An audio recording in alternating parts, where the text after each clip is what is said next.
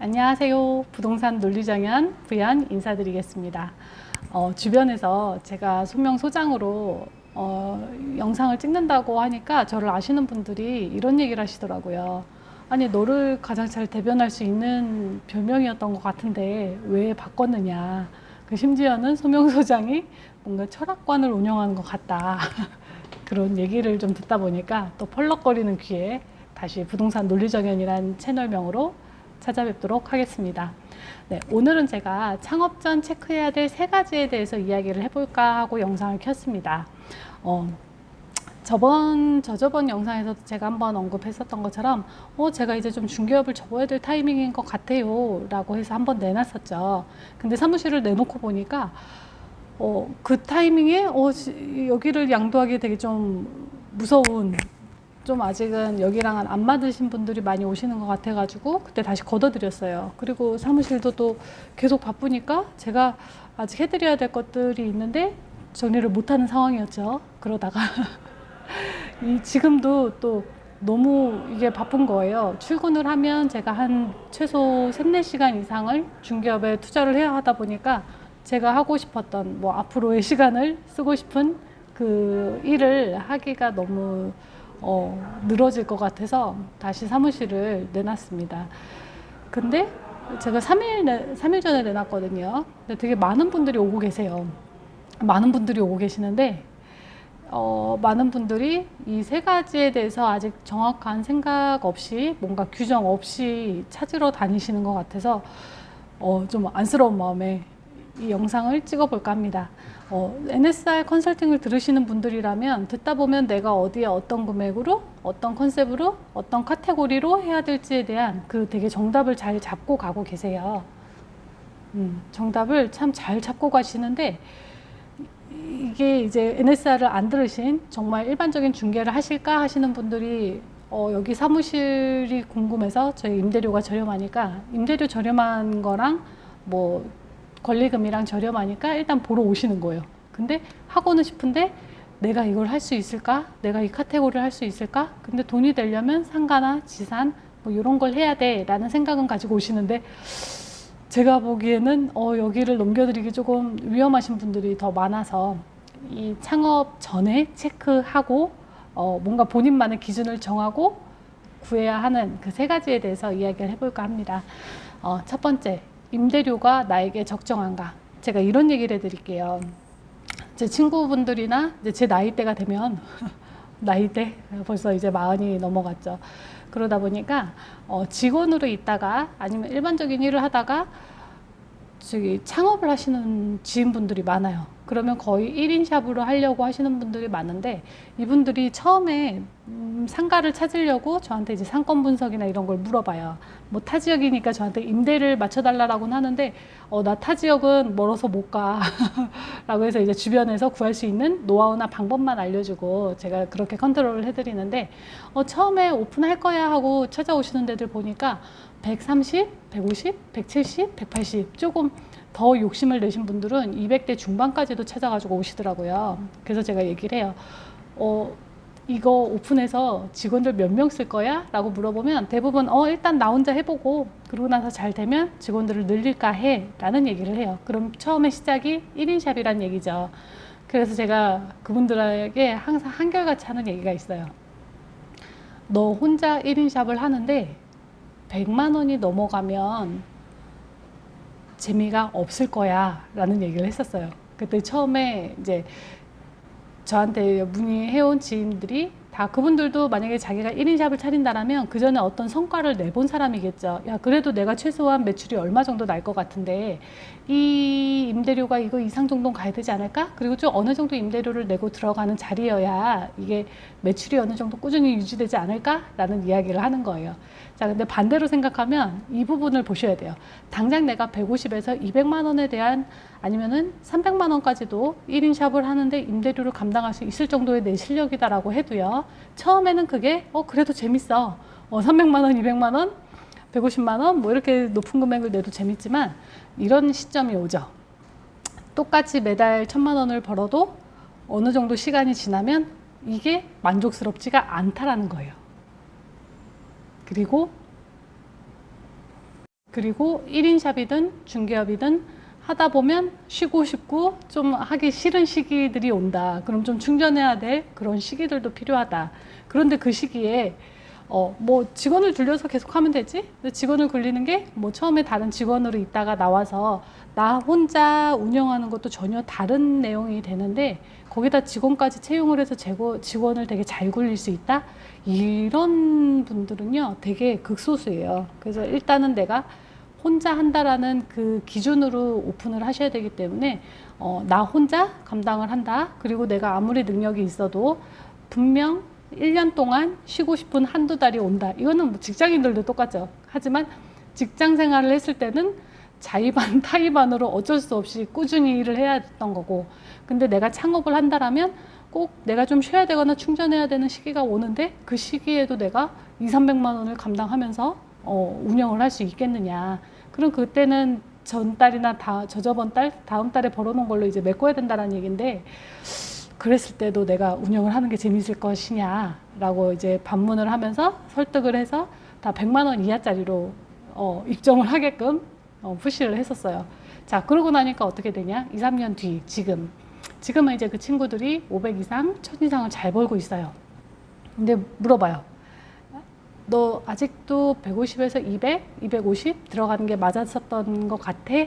처음에 선택 잘못한 것 같아? 라고 물어보니까 아니야, 나는 지금 다시 오픈을 해도 난 무조건 100만 원 이상짜리는 절대 가지 않을 거야. 자, 이게 안 되신 분들이 적은 금액을 찾는 게 아니고요. 운영을 해보고 정말 제대로 운영해 보신 분들이 더 이 원리에 대해서 인지를 해요. 그래서 부동산 같은 경우는 특히나 내가 카테고리를 뭐 아파트만 해요? 아니면 원투룸만 해요? 이런 식으로 한정적이신 분들 있잖아요. 이러신 분들일수록 내가 임대료를 얼마로 측정하느냐, 기본으로 잡는 임대료가 얼마냐를 상당히 중요하게 보셔야 된다는 거예요. 저 같은 경우는 여러 파트를 다 하지만 그래도 쉬고 싶은 파트 그 타이밍도 있을 거고, 그래도 유지는 계속 꾸준히 평균치는 치는데, 저 같은 경우는 이거죠. 아무리 이거 이상을 벌어도 이제는 그 만족감이 줄어드는 거죠. 뭐 100만 원 벌던 사람이 500만 원을 벌면 만족감이 엄청 크겠죠. 근데 뭐 매번 1000만 원 이상을 벌던 사람이 뭐 어떨 때 2000 가끔 벌거나 뭐 1000 벌면 이거는 되게 큰 감동이나 뭐 만족감이 저기 앞에 100만 원 벌다 500만 원 번 사람보다 훨씬 떨어질 수밖에 없겠죠. 이런 시기들이 오기 때문에 정말 임대료를 내가 꾸준히 했을 때 얼마가 나에게 적정한가는 오픈 창업 이거 사무실을 알아보시기 전에 반드시 먼저 생각을 해보고 찾으셔야 됩니다. 자, 그리고 두 번째, 권리금이 나에게 적정한가. 이 권리금은 사람들이 착각하시는 게 있어요. 좋은 위치를 들어가야 매출이 높아. 좋은 위치를 들어가야 매출이 높아 하시는 분들은요, 어떻게 보면 제가 여태 동안 근 20년 동안의 경험으로 많은 분들을 봤을 때는 권리금이 높아서 매출이 많이 나올 수 있는 사람은 그분은 기본 능력이 있는 사람이라는 얘기예요. 능력이 없는데 만약에 정말 초보가 권리금 높은 데를 간다? 초고속으로 망할 수 있는 지름길이 되기도 합니다. 그래서 요거는 제가 나중에 좀 더 구체적으로 한번 풀어드릴게요. 그래서 권리금은 결과적으로 나중에 회수해 올 수 있는 금액인가, 이게 내 실력으로 회수해 올 수 있는 정도의 적정한 금액인가를 꼭 먼저 계산을 해보고 사무실을 구하러 다니셔야 됩니다. 그리고 세 번째, 내가 할 수 있는 카테고리인가. 자, 제 사무실은 이 자리는 어제도 제가 영상을 한 10번을 영상을 한 3시간을 잡고 있다가 계속 전화 오고 고객 들어오고 하는 바람에 결국은 못 찍고 오늘 다시 찍고 있는 거예요. 자, 이 자리는, 제 사무실 자리는 상가, 지식산업센터, 제가 이 두 개만 하는데도 지금 어떤 문의가 가장 많이 오냐면, 이쪽이 삼성전자를 메인으로 하다 보니까 삼성전자에 취업한 직원분들, 아니면 삼성전자의 거래처 거래업체들에 취업한 사람들이 이쪽에 원투룸을 찾거나 아파트를 찾거나 이런 분들이 많아요. 그리고 제가 여기 상가에 맞춰드린 사장님들이 타 지역에 사다가 여기 잘 되니까 또 이쪽으로 아파트를 구해주세요 하시는 이런 요청들이 되게 많아요. 근데 저 같은 경우는 지금 기본으로 어느 정도를 까는 게 있으니까 그런 것들을 아예 안 하거든요. 사장님 죄송해요. 제가 주택이나 원투룸 이런 거는 지금 손을 댈 수가 없어요 라고 거절을 하는 상태인데, 어제도 원투룸 찾아주세요, 아파트 찾아주세요 하고 두 분이 오시는 거예요. 전화로도 일주일이면 한두 분이 와요. 그래서 여기가 지산, 상가, 또 주변에 삥돌러 아파트나 원투룸을 하고 싶으면 얼마든지 할 수 있는 자리다. 그런데 여기를 찾아오시는 사람들은 원투룸을 해봤거나 아파트만 해봤어. 근데 상가가 해보고 싶어서 왔어요 라면서 오시더라고요. 제가 이것도 한 가지 예를 말씀드릴게요. 저희 건물에 예전에 제가 그 부동산 사무실을 빼드렸는데, 다른 업종으로 빼서 그분을 내보내 드렸는데, 여기 들어와서 제가 두 군데의 부동산을 빼드렸어요. 그분들이 이제 그만둬야 되는 타이밍이 되셔서 제가 두 군데를 빼드렸는데, 한 분이 이런 얘기를 하시는 거예요. 제가 요 앞에 저렴한 데만 찾아가지고 원투룸 단지에 있다 보니까 뭐 지산을 하기도 힘들었고, 그래서 사람들이 내가 브랜드가 없어서 계약을 안 하나 보다라는 생각 때문에 브랜드에 소속이 돼서 중개업을 했다라는 거예요. 그래서 그 브랜드를 입고 이제 이 건물을 들어왔던 거예요. 나름 이제 전략을 짜서 들어왔는데, 결국은 뭐냐, 그분이 그 브랜드를 입었다고 매출이 나왔느냐? 아니죠. 안 됐으니까 제가 빼드렸겠죠. 그래서 그분이 이제 나가실 때 제가 여쭤봤어요. 사장님 어때요? 브랜드 입고 하시니까 재밌으셨어요? 그랬더니 아니요, 상가도 안 되고 지산도 안 되고 대체 어떤 초점에서 해야 될지 모르겠어요 라고 하시는데, 하고 싶은 카테고리냐, 내가 할 수 있는 카테고리냐, 이거를 정말 잘 정하고서 사무실을 구하셔야 됩니다. 그래서 이분은 여기서 임대료도 이분이 좀 크게 하신다고 해서 한 150선 요 정도였거든요. 근데 매출도 안 나와. 제가 있었던 부동산 자리에 비해서 되게 명동짜리였어. 그럼에도 불구하고 정말 유지를 가까스로 할 정도의 매출만 나오니까 재미가 없죠. 돈을 벌자고 하는데 내가 직장생활 다닐 때보다 훨씬 적은 돈을 벌 수밖에 없어. 이러면 재미가 없으니 중개업을 할 수가 없게 되는 거죠. 그래서 이런 식으로 우리가 창업 전에 임대료가 얼마가 적정한가, 권리금이 얼마가 적정한가, 내가 할 수 있는 카테고리인가, 요 세 가지가 제대로 정립이 되지 않은 상태에서 중개 사무실을 찾기 시작하면요, 크고 좋고 멋있어 보이는, 누가 봐도 어디서나 보이는 그런 중개 사무실이 제일 좋아 보이기 시작합니다. 그렇게 돼버리면 어떻게 되냐, 결국은 되게 단기간에 사무실을 권리금을 뭐 반에 반토막 내고 도망치듯이 폐업하시는 분들이 상당수라는 거예요.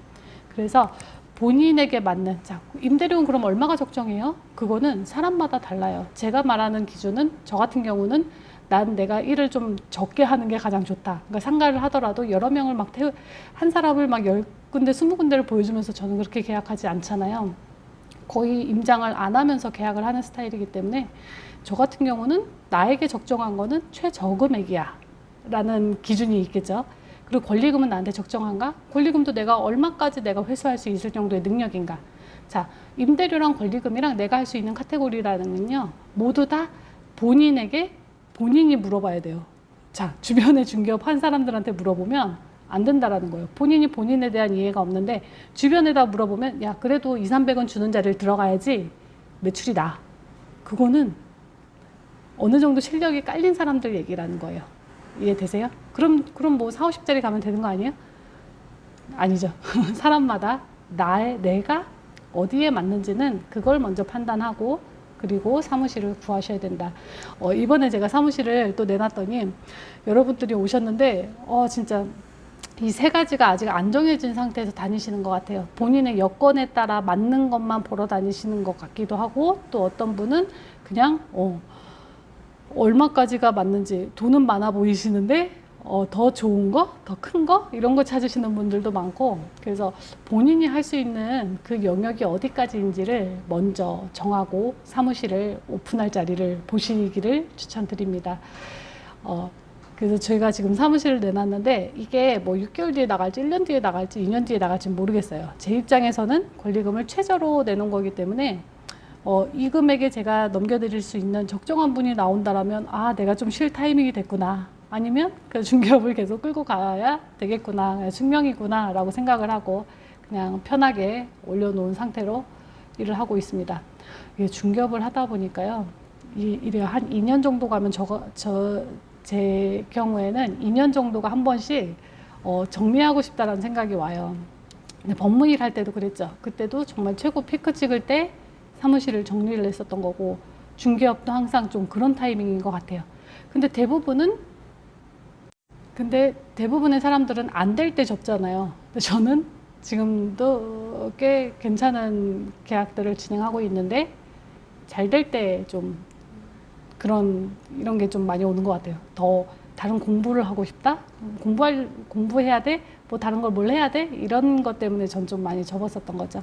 그래서 이번에 중개업을 계속 가야 된다라면 천직인 거고 아니면 조금 더 제가 강의하고 이런 거에 집중할 수 있는 그 타이밍이 됐구나라고 생각을 하면서 해보도록 하겠습니다. 오늘도 긴 영상 봐주셔서 감사하고 전에 영상에 댓글 달아주신 분이 한 분 계세요. 뭐 NSR은 선택이 아니라 필수입니다 라고 댓글 달아주신 분이 있는데 저는 그게 제가 생각하는 그 사장님인가 저희 수강생분 중에 저를 많이 아껴주시는 사장님들이 여러 분 계시는데 그 중에 제가 그분인가 하고 생각했는데 그분이 아니래요. 근데 아직까지도 이분을 찾습니다 하고 카페에 올려놨는데 아직 안 나타나고 계십니다. 사장님 이 영상 보시면 나타나 주세요. 제가 그때 이 글을 보니까 갑자기 힘이 나서 제가 치킨 쏠게요 하고 카페에 글 올려놨거든요. 그거 보시고 댓글 달아주세요. 네, 이렇게 좀 뭔가 이벤트 할 만한 것도 자꾸 카페 만들고 해야 되는데 중개업 출근하면 중개업 하다가 뭐 하루가 다 가버려요. 그래서 카페에 좀 더 집중할 수 있게 좋은 분이 나타나느냐 아니면 중개업을 꼭 끝까지 끌고 가야 되느냐 기로에 있습니다. 또 다음에 좋은 소식 있으면 그것도 같이 영상 찍어 볼게요. 네, 부동산 논리정연 부연이었고요. 오늘도 긴 영상 봐주셔서 감사합니다. 또 찾아뵐게요.